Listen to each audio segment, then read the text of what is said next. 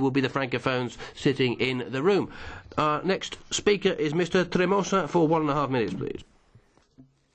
Moltes gràcies. Thank you very much, President.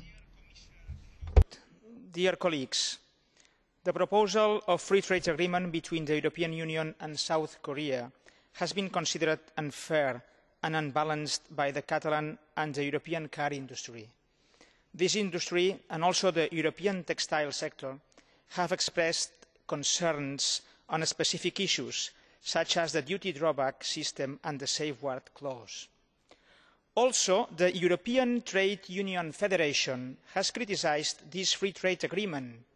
South Korea has not ratified any of the fundamental conventions of the International Labour Organization. South Korea persists in repressing trade union rights. Moreover, we are aware that for this free trade agreement with South Korea, there was a clear division among the European Commission College and also among the European Commission services, in particular between DG TaxUD and DG Trade on the duty drawback system. For the DG TaxUD, the duty drawback system creates economic distortion as it is actually an export subsidy. This would create a clear competitive advantage against the European industry in favour of the Korean industry in the European Union. The same Korean Trade Investment Promotion Agency has calculated this advantage in at least €1,300 per car.